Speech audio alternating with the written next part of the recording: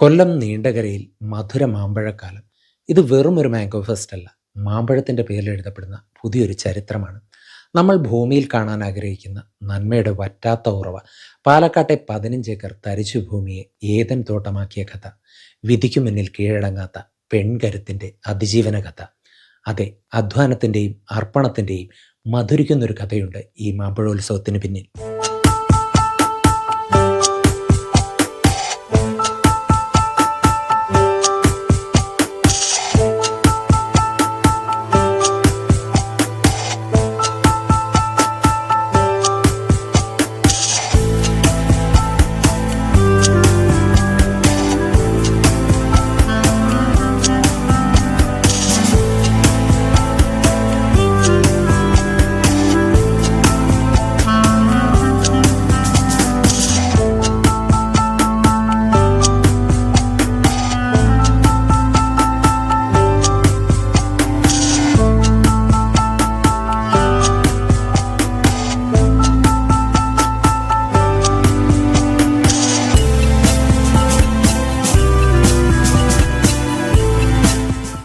Hi, ഞാനിപ്പോൾ നിൽക്കുന്നത് കൊല്ലം ജില്ലയിലെ നീണ്ടകരക്കടുത്ത് ഒരു സ്ഥലത്താണ്.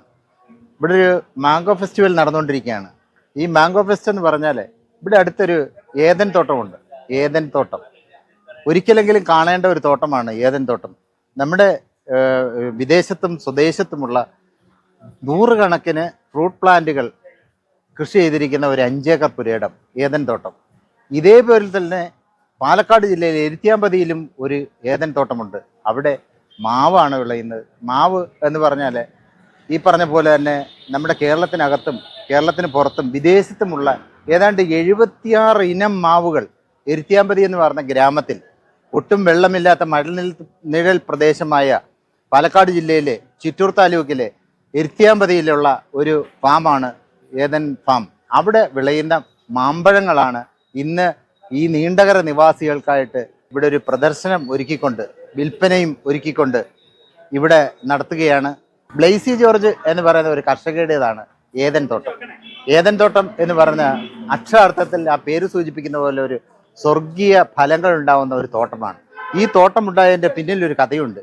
ആ കഥ ഒരു അതിജീവനത്തിൻ്റെ കഥയാണ്. ബ്ലെയ്സി ജോർജ് എന്ന് പറയുന്നത് ക്യാൻസറിനെ അതിജീവിച്ച 3 തവണ ക്യാൻസറിനെ അതിജീവിച്ച ഒരു കർഷകയാണ്. കൃഷിയോടുള്ള ഒരുപാട് പാഷൻ, പ്രവാസിയായിരുന്ന, വിദേശത്ത് ജോലി ഉണ്ടായിരുന്ന ബ്ലെയ്സി അതൊക്കെ അവസാനിപ്പിച്ചുകൊണ്ട് കേരളത്തിലെത്തി. ആദ്യം ചവറ ഭാഗത്ത് ഒരു 5 ഏക്കറിലാണ് ആദ്യമായി കൃഷി ആരംഭിച്ചത്. ഏതാണ്ട് 5 ഏക്കർ സ്ഥലത്ത് സ്വദേശത്തും വിദേശത്തുമുള്ള നിരവധിയായ ഫല വൃക്ഷങ്ങളാണ് നട്ടുവളർത്തി. പാലക്കാട് ജില്ലയിലെ എരുത്തിയാമ്പതി എന്ന ഗ്രാമത്തിലെ മഴനിൽ പ്രദേശത്ത് ഏതാണ്ട് 25 ഏക്കർ സ്ഥലം എടുത്തിട്ട് അവിടെ സ്വദേശത്തും വിദേശത്തുമുള്ള നിരവധിയായ മാവിനങ്ങൾ നട്ടുവളർത്തി പരിപാലിച്ച് ഒരു വലിയ ഒരു മാതൃകാ മാവിൻ തോട്ടമായി എരുത്തിയാമ്പതിയെ മാറ്റുകയുണ്ടായി.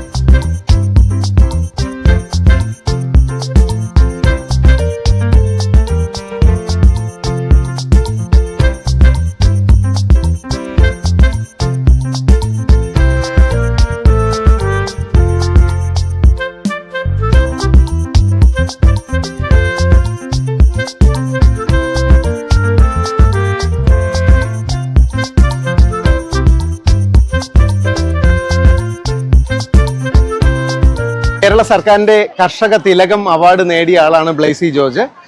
അവർ കൃഷിയിൽ കാണിക്കുന്ന ഒരു അർപ്പണ മനോഭാവമാണ്.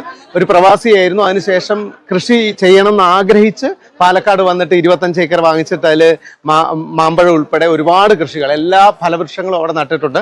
അവരുടെ ഇവിടുത്തെ തെക്കും ഭാഗത്തെ വീട്ടിൽ പോയി കഴിഞ്ഞാൽ നമുക്ക് കാണാം എല്ലാ തരം, ലോകത്ത് എവിടെയൊക്കെ കിട്ടുന്ന എല്ലാ തരം, കേരളത്തിൽ വിളയുന്നതും വിളയാത്തതുമായിട്ടുള്ള പല തരത്തിലുള്ള ഫലവൃക്ഷങ്ങളാണ് അവരുടെ വീട്ടിൽ നട്ടിട്ടുള്ളത്.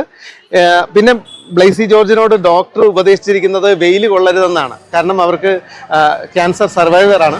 അപ്പോൾ അവരോട് വെയിൽ കൊള്ളരുതെന്നാണ് ഡോക്ടർ പറഞ്ഞിരിക്കുന്നത്. പക്ഷെ എന്നാൽ പോലും എരുത്തേൻപതിയിലെ ചൂടത്ത്, പാലക്കാടിൻ്റെ ചൂടിൽ ആ വെയിലത്ത് മുഴുവൻ കറങ്ങി നടന്നിട്ടും ഊർജ്ജസ്വലയായ ഒരു കർഷകയാണ്. ശരിക്കും നമ്മൾ അവരെ കൃഷി ചെയ്യുന്ന സമയത്ത് കണ്ടു കഴിഞ്ഞാൽ ഒരിക്കലും മനസ്സിലാക്കാൻ പറ്റില്ല. ഇതാണ് ബ്ലെയ്സി ജോർജ്. അവിടെ സാധാരണ ഒരു പണിക്കാരിയെ പോലെ പണിക്കാരുടെ കൂടെ വർക്ക് ചെയ്യുന്ന ആളാണ്. ഒരു പറമ്പിൽ പണിക്ക് നിൽക്കുന്ന കണ്ടു കഴിഞ്ഞാൽ നമുക്ക് മനസ്സിലാവില്ല, അത്രയും ഊർജ്ജസ്വലയായ കർഷകയാണ്.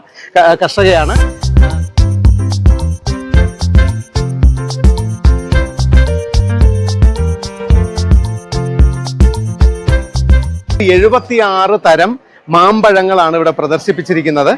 വളരെ അപൂർവ ഇനമായ ചുവന്ന മാങ്ങ, റെഡ്, ഓസ്ട്രേലിയൻ റെഡ് എന്നാണ് ഇതിന്റെ പേര്. ഓസ്ട്രേലിയൻ റെഡ് ഉൾപ്പെടെ ഒരുപാട് മാമ്പഴങ്ങളുടെ ശേഖരം തന്നെയുണ്ട്. 76 തരം മാമ്പഴങ്ങളാണ്. അതിൽ നമ്മുടെ ചക്കരക്കുട്ടി എന്ന് പറയുന്നത്, ഞാൻ ഇതുവരെ കേട്ടിട്ട് പോലുമില്ല, ചക്കരക്കുട്ടി എന്ന് പറയുന്ന മാമ്പഴം ഇന്ന് ഒരുപാട് കർഷകർ ഇവിടെ ആദരിച്ചിരുന്നു. അതിനകത്ത് ഒരു കർഷകൻ കൊണ്ട് കൊടുത്താണ് ഈ മാമ്പഴം. ഇതിന്റെ പേര് ചക്കരക്കുട്ടി എന്നാണ്. ഞാൻ ഇന്ന് വരെ എൻ്റെ ജീവിതത്തിൽ ഇത് കണ്ടിട്ടുമില്ല, കേട്ടിട്ടുമില്ല, ആദ്യമായിട്ടാണ് ഇത് കാണുന്നത്. ഇതിന്റെ പേര് ചക്കരക്കുട്ടി എന്നാണ്. വലുതും ചെറുതുമായിട്ടുള്ള വലിയ മാങ്ങയുണ്ട്, അതുപോലെ ചെറിയ ചെറിയ മാമ്പഴങ്ങൾ വരെ ഉണ്ട്. ബ്ലൈസി ജോർജിനെ കുറിച്ച് പറയുകയാണെങ്കിൽ ഒരു പ്രവാസിയായിരുന്നു. പ്രവാസിയായതിനു ശേഷം നാട്ടിൽ കൃഷി തുടങ്ങണമെന്ന് ആഗ്രഹിച്ചു. പല സ്ഥലങ്ങളിലും പോയി കൃഷിയിടങ്ങൾ കണ്ടു നോക്കി. ഏറ്റവും അവസാനം എരുത്തേൻപതിയിൽ ഒരു തോട്ടമാണ് അവർ വാങ്ങിയത്, ഏകദേശം 25 ഏക്കറോളം. അവരെ ശരിക്കും അന്ന് പറ്റിക്കുകയായിരുന്നു.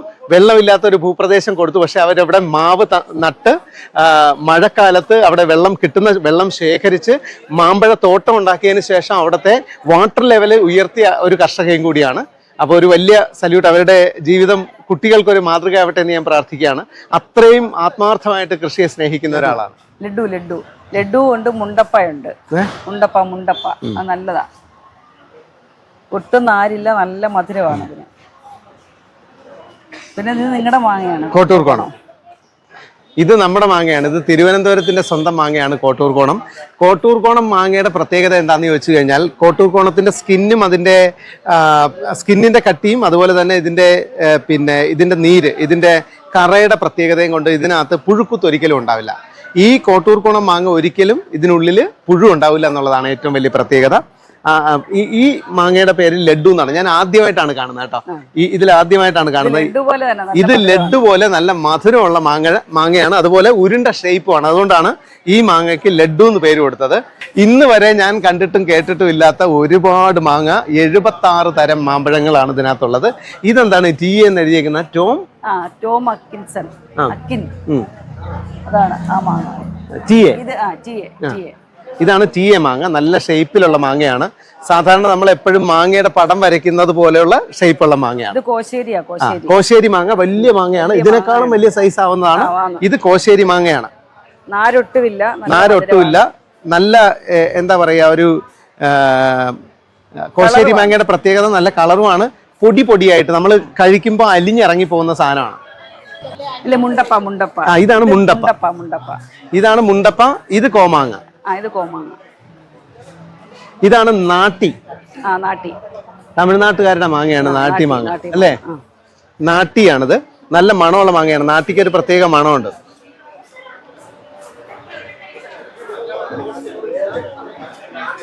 പിന്നെ ഇത് നമ്മുടെ കരട്ടി. പഴുത്തിട്ടില്ല. കരട്ടി മാങ്ങ. നമ്മുടെ അവിടെ എത്ര തരം, എരുത്തേൻപതിയിലെ ഫാമില്, ഏതൻ ഫാമിൽ എത്ര തരം മാങ്ങകൾ? ഏകദേശം 60ഓളം വെറൈറ്റി ഉണ്ട്. 60ഓളം വെറൈറ്റി ഉണ്ട്.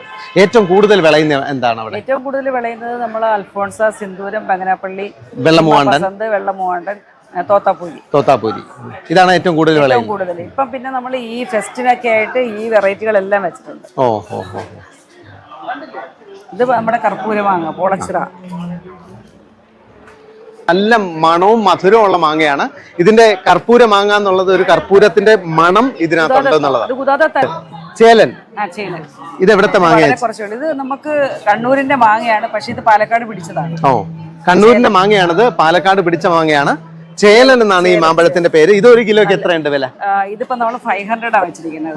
ഇതിന് 500. അത്രേ ഉള്ളൂ. ഓക്കെ. പക്ഷേ ഇത് ഈ വർഷത്തെ ഫസ്റ്റ് ഇതാണ്. ഇതാണ് ഇവിടുത്തെ ഏറ്റവും വില കൂടിയ മാങ്ങ. കണ്ണൂരിന്റെ സ്വന്തം മാങ്ങയാണ്.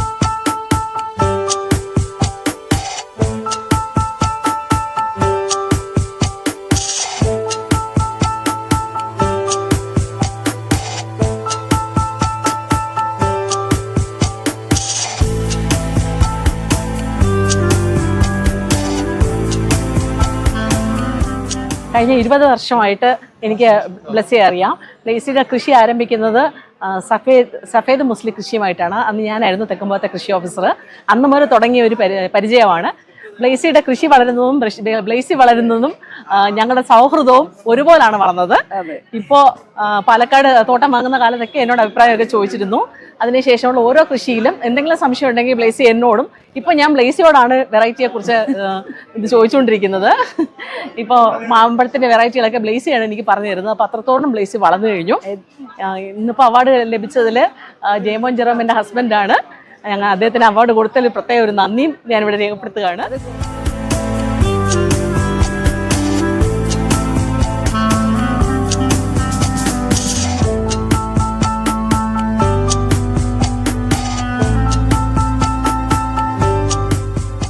പ്രത്യാശയുടെയും നന്മയുടെയും അധ്വാനത്തിൻ്റെയും ഈ അതിജീവന കഥ ഇഷ്ടമായെങ്കിൽ വീഡിയോ എല്ലാവരും പരമാവധി ആൾക്കാരിലേക്ക് ഷെയർ ചെയ്യുക. അതുപോലെ എല്ലാവരും നമ്മുടെ ചാനൽ ഒന്ന് സബ്സ്ക്രൈബ് ചെയ്യുക.